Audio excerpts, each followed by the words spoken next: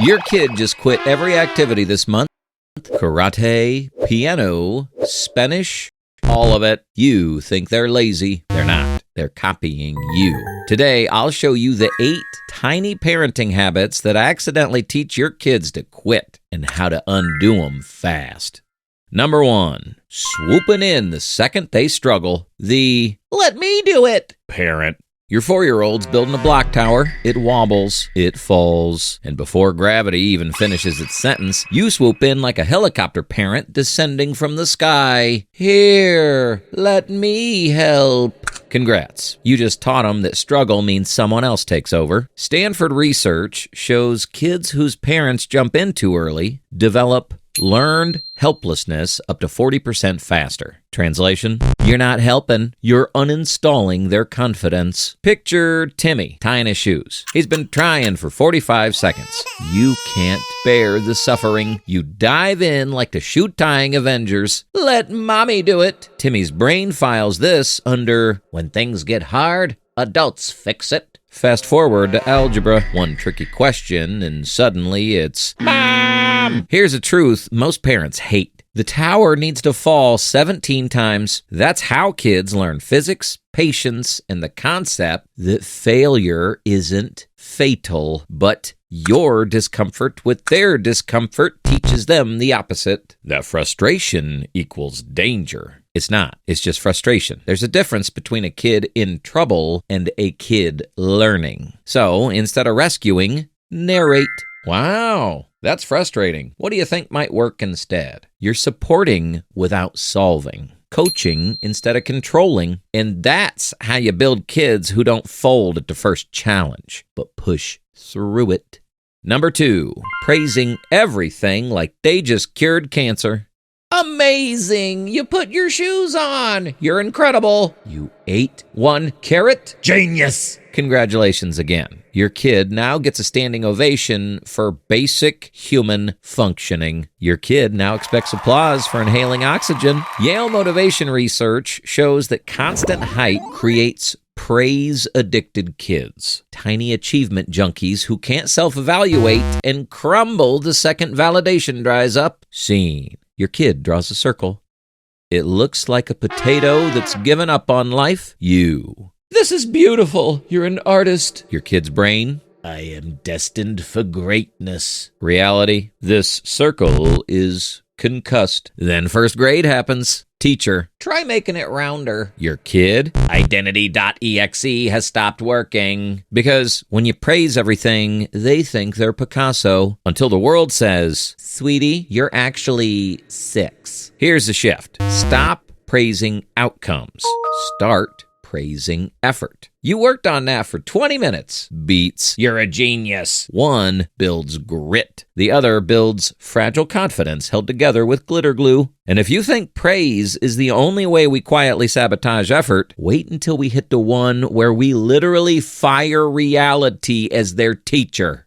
Number 3, never letting them feel natural consequences.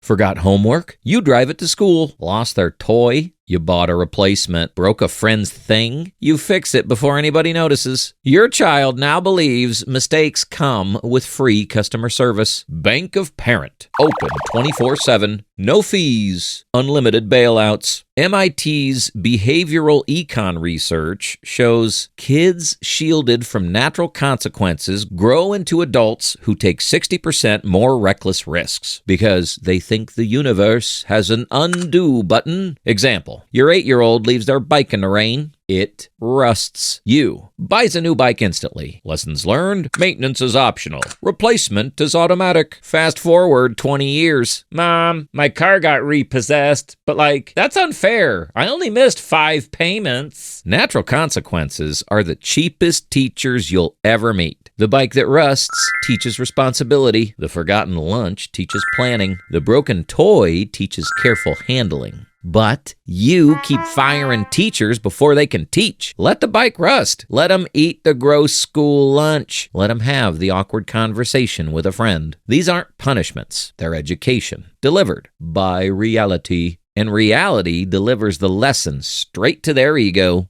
Number 4, making excuses for their failures. The teacher doesn't like him. The coach plays favorites. The test was unfair. Every time you say this, you're teaching your kid one thing. Failure is always someone else's fault. Harvard accountability research shows kids raised with constant excuses develop an external locus of control, meaning life happens to them, never because of them. Your kid bombs a test. Before they even finish sighing, you're already typing a 3-paragraph email about it. Unclear instructions. Test anxiety. Different learning styles. Mercury in retrograde. Probably. Your kid learns, when I mess up, Mom deploys the excuse Avengers. Plot twist. Sometimes they didn't study. They played badly. They were talking while the teacher explained the directions. Often, the villain isn't the universe. It's their choices. By shielding them from every consequence, you're raising a child who becomes an adult that says things like, I'm late because of traffic, instead of, I left late. Excuses feel protective now, but long-term, they build fragile grown-ups who crumble at the idea that they might be responsible for their own outcomes. Quick parent confession circle. What's the funniest or most ridiculous excuse you've ever made for your kid? Or the wildest one your parents made for you? I'll go first. My mom once told my teacher I couldn't do homework because our printer was emotionally unavailable. Even the teacher was concerned. Quick sticko pause. If this is hurting your soul and your childhood a little, and you still haven't hit subscribe, now's the time to smash that button. Sticko needs emotional support and possibly a therapist. Number 5, solving problems they haven't even tried to solve. The next one is the sneakiest because it looks like great parenting on Instagram, but it quietly deletes their problem-solving drive. Your kid mentions one tiny problem, and you activate Parent Panic Protocol, like the house is on fire. They say, Sarah was mean to me, and you turn into full crisis response team. I'll call her mom. We'll switch classes. Should we move schools? Do you want me to email the principal? Your kid, I was gonna say she apologized. Northwestern cognitive research shows kids whose parents instantly provide solutions develop 50% less problem-solving ability because their brain learns a fatal shortcut. Problem? Parent fixes. No thinking required. Fast forward to teenage years. They can't figure out their own timetable. Not because it's hard, but because the last time they mentioned it, you built a color-coded spreadsheet with 3 backup options and a crisis hotline. Here's the fix. Ask the questions you never ask first. What have you tried? What else could you try? What's your plan? Revolutionary concept. They might actually have ideas, good ones even. You're not abandoning them. You're finally giving their problem-solving muscles a chance to exist. Number 6, clearing the road before they even step on it. You email teachers before assignments are even due. You warn coaches before tryouts start. You're basically a one-person highway department, snow plowing obstacles before your kid ever meets them. Chicago's long-term studies show snowplow kids end up with 45% higher anxiety and 30% lower resilience because they never learn how to handle life's bumps. You smoothed them all out. You've researched every teacher, switched classes to avoid the mean ones, arranged playdates only with emotionally neutral, pre-screened children. Your kid's entire childhood is a padded, bubble-wrapped walkway, and it works. Until real life happens. First job interview without you, they freeze. First boss who isn't made of marshmallows, they quit. First actual obstacle, they're calling you like parental customer support is still open. Hi, Mom. Life's being difficult. Can you fix it? But here's the truth. Obstacles teach navigation. Struggle teaches strategy. Failure teaches adjustment. Clear everything, and your child never learns to climb. They only learn to walk on a perfectly paved road you built. But life isn't paved. It's an obstacle course, and they need the reps now, while the stakes are tiny, not later when the cost is rent, relationships, and their entire sanity. And if you've ever caught yourself saying, better safe than sorry, on loop, the next part might sting. Number 7, teaching them to fear everything that moves.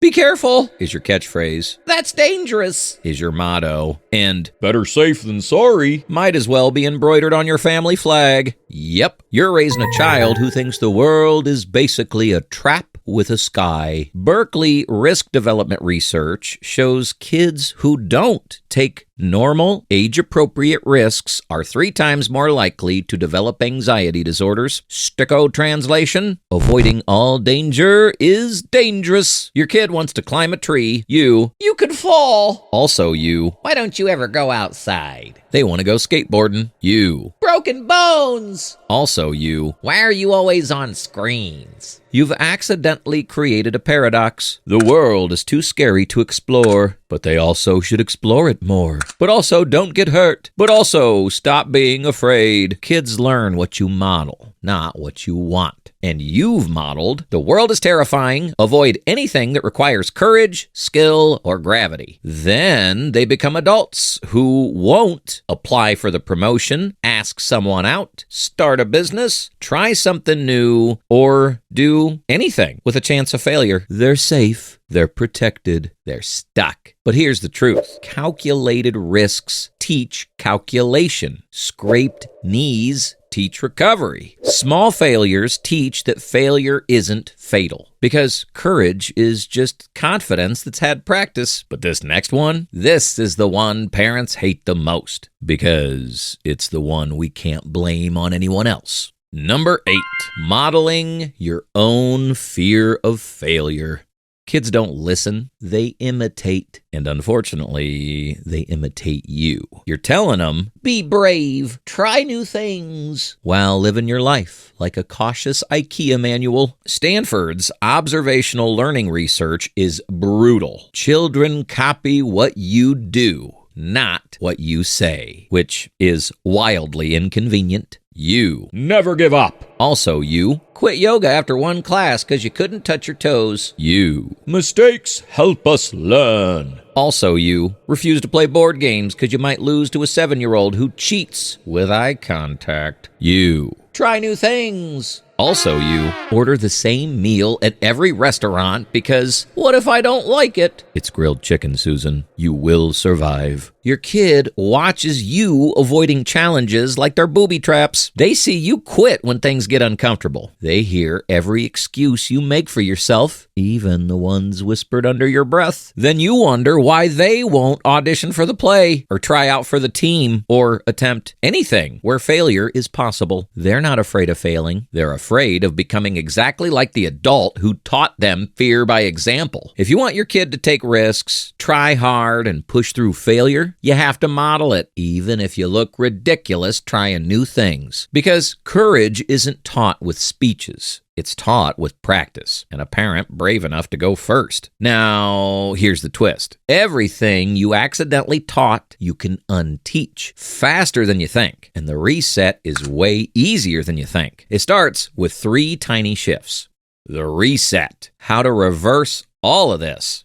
If any of these hit a nerve, good. Discomfort is the same feeling your kid needs to learn to sit with, and the reset starts tiny. Next time they struggle, count to 10 before rescuing. Next time they bring you a problem, ask, what have you tried? Before you say a single idea. Next time they forget, break, or lose something, let the consequence teach the lesson, not your lecture and not your rescue. Because here's the truth we forget. Failure isn't the enemy. It's the curriculum. But every time we swoop in, smooth the path, fix the mess, or blame someone else, we fire the teacher that would have made him stronger. The kid who never struggles becomes the teen who gives up, and even the adult who falls apart. Everyone fails, but not everyone learns how to get back up. That's the skill. That's the muscle. That's what keeps kids from becoming adults who quit everything the moment it gets hard. So, if you want a kid who succeeds, let them fall. Let them try again. Let them solve the small things now so the big things later don't crush them. Resilience isn't built in comfort. It's built in recovery. You're not raising a child who never fails. You're raising a child who knows exactly what to do next when they do.